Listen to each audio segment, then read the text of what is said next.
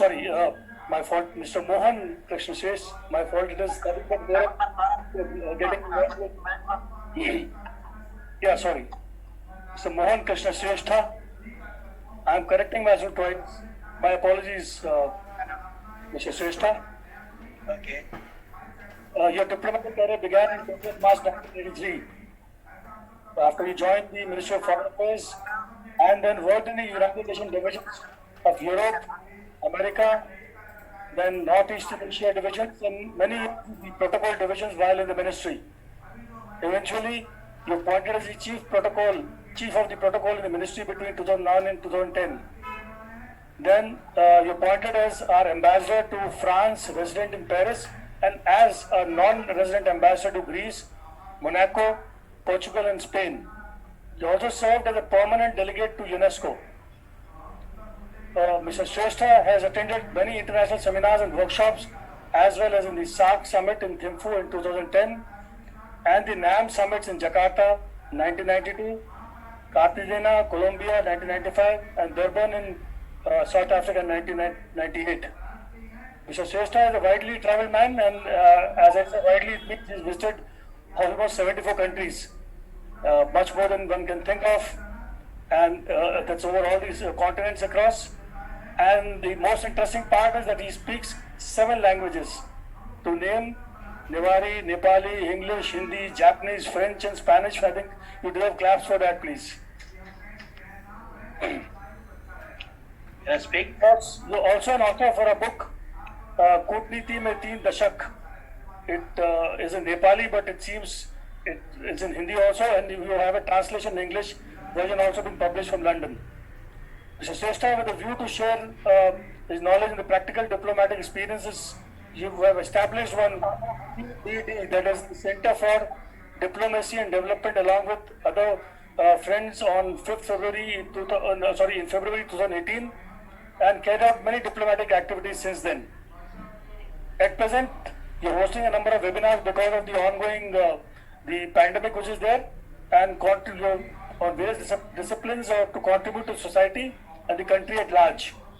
CDD offers a platform for diplomats and others to exchange and share ideas on issue of topical importance, and I'm sure as you have widely traveled and with so many languages, today you're going to speak in the language of your choice and share your views with us. I'm sure it is English or Hindi or any other Nepalese or French. What language are you choosing? Thank you. Can I speak now? Yeah, can you take on in Hindi? Okay, I start now. Thank you, MC. Namaskar and good afternoon to all.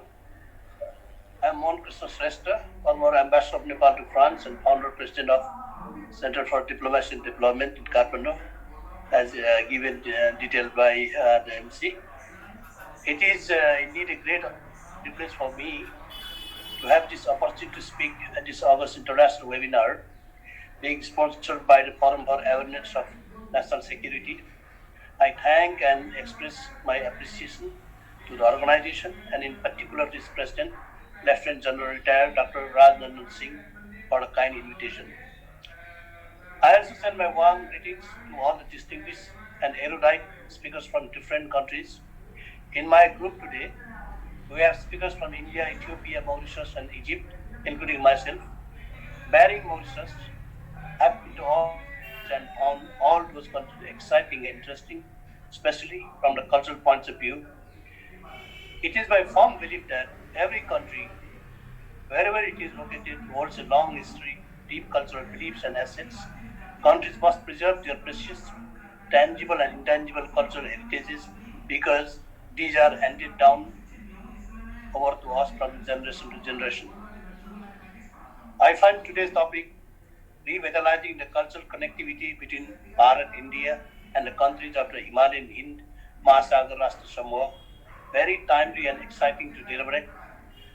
I am hopeful that being organized just at the start of the new year 2021, this exercise will trigger a mass wave for the revitalization of the cultural connectivity in our Himalayan Mahasagar region.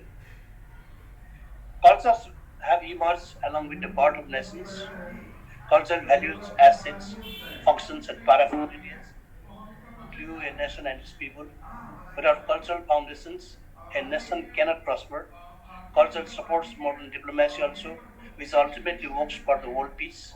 Culture also helps promote peace, tolerance, social harmony, and human rights. Cultural activities keep people active and sensitive to their age-old customs and traditions.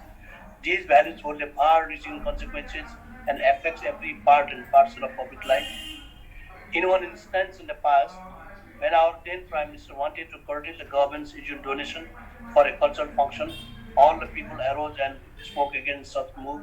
Finally, government was forced to retract this move. Such is a cultural forced out country. People, Nepalese people are deeply attached, great values and importance to culture. Distinguished participants and guests, before I deal with the issue of revitalizing cultural connectivity, I'd like to highlight some other important cultural aspects of my country. As I come from Nepal, which is considered 17th ancient country in the world, I am elated to speak at this moment. We find a great diversity in ethnicity, language, cultural activity in our country of 30 million. Majority ethnic groups have their own language, customs, traditions, cultural functions. Beauty of the diversity is that they never cross each other. Rather, they always live espousing sentiment and beliefs of harmony, coexistence, and racial understanding. In the rural areas, villages, or in the large cities, people come from different backgrounds, yet they mix with every type of people according to their vocations and public life. We have never seen any racial riots occurring between ethnic groups. Such a perfect harmony has made Nepal as an example for beautiful ethnic diversity, yet always in peace and stability. Naturally beautiful Nepal holds innumerable tangible and intangible religious and cultural heritages since thousands of years. Nepalese craftsmen have marveled their skills in the wood, stone, precious metals. They have made a wonderful temple entirely made of stone as far as back between 1631 to 1637 AD in Patan city. Similarly, they also have made a five-story Netapolo temple in Bhaktapur city as far back in 1702 AD by bare hands. Nepal encompasses various ethnic cultural belonging to 125 distinct ethnic groups that exist at present in the country. Such cultures are expressed through food, music, dance, art, craft, folklore, languages, literature, philosophy, and religious festivals and celebrations. There are 123 languages or dialects spoken in Nepal. Distinguished participants and guests, we all know that the culture is very important aspect of our country, any country. Recent tendency shows that countries are effortful to preserve and promote cultural beliefs and functions. That is very good indeed. Cultural values, traditions, customs once erased from the public life, it might disappear for all the time. This is very dangerous. Cultural values and functions handed down to us from our forefathers hold special meanings. Every cultural values and beliefs hold special meanings and it reaches us a lot in our everyday life. While working in our diplomatic service, I visited, as informed to you, a total of 74 countries, visited goods, 8 African. I have found every country has its own type of distinct cultural aspects. Sometimes it becomes very amusing also. At least using this opportunity, I would like to mention here some personal examples of distinct cultures of Belarus, Japan, and Thailand. In December 2012, we went to visit Belarus. My old friend was settled. They are marrying a Belarusian woman. They are well up by any standard. They hosted a party in our honor and also on the eve of the year 2013. At the end of the party, all the guests were invited to write something in their as their wish in a piece of paper. Afterwards, it was glasses were put in a vodka bottle. Same vodka was served to him or her, saying that doing such ritual once will wish will be fulfilled in the new year. I visited Japan for the first time in 1980. One day after dinner, I was taken to a common bathhouse. It was called Opuro, where hot water with around 44 degrees centigrade was continuously flowing. People used to come and enter the big hot water pond without any dress on the body. This is a common practice in Japan. At every home, even smallest, a Opuro is installed, and Japanese people from child to old take hot bath after the end of the day. People say that this custom has come to them from generation to generation. It also makes people feel good with a proper functioning of nerves in the body. Body ages after a day's work also vanishes once someone enters into the overall. This is probably one of the reasons why Japanese people live for so long. I was asked to undress before entering the overall, but I was too shy to do so, and it was not a part of our culture. I hesitated and refused. They all laughed. I was very hesitant to comply with their request. Finally, they agreed with a big laugh to allow me to enter in my town.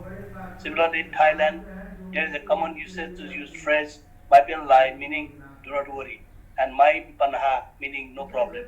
These are common words used by Thai people every day. Even when they are facing problems, they use these words to allay their concerns or anxieties. Distinguished participants and guests, now let me express some of my views with regard to the cultural connectivity and need for revitalizing it in the Himalayan Hind, Mahasagar, Rashtra, Samooh. As I have said above, cultural values, customs, traditions, festivals all have good societal importance for the people. These must be preserved and promoted. Cultural festivals arouse great enthusiasm in the people. As Himalayan Hind, Mahasagar, Rashtra, Samooh have so many countries in its fall in Asian and African region, it is but natural that countries have their own distinct cultural assets. At times, some cultural values and customs have similarities also. I have found that especially old adages and conventions have some form of similarities in the countries. While visiting African countries like South Africa, Kenya, Tanzania, Burundi, Morocco, Tunisia, Djibouti, and Egypt, I have found people very friendly and cooperative. Whatever it is, there is a never-ending need for revitalizing the cultural values of each country and to promote such values and customs between friendly countries. It is a natural practice that some cultural groups of one country go to present their performance in another country. At sometimes, host country people are thrilled to see exciting performances. People imbibe the cultural effectiveness of another country. In our country also, we often see Japanese, Korean, Thai, and cultural dance troops visiting our country for performance. On our to see exciting performance of foreign troops, and when ecstasy becomes beyond control, people begin to dance also. 51 countries in African continent is a good reservoir of diverse cultures. Cultural exchange between Asian and African countries is a demand of time. On one occasion, I attended an Ethiopian cultural program in Tokyo in 2002. One Ethiopian girl showed a dance, bending her neck and body as if there is no bones at all. Viewers were thrilled and gave her a big applause.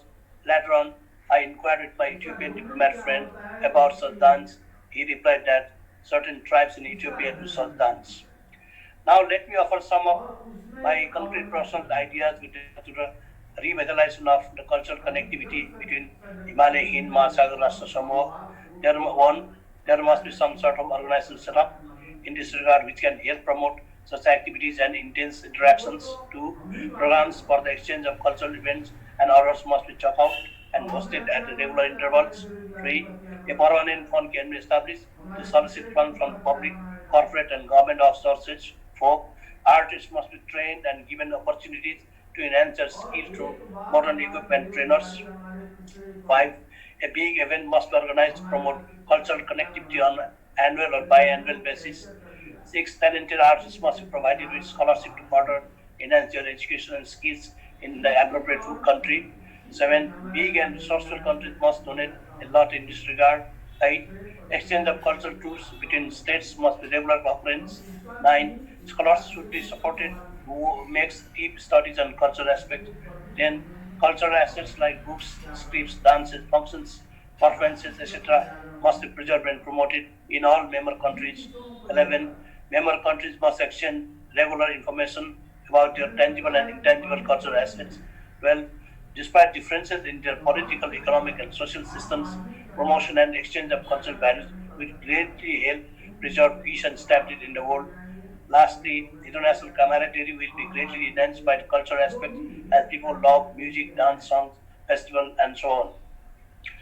I think it is very good that institutions like Forum for the Awareness of National Security is actively working in this regard, and I wish a grand success in all its efforts.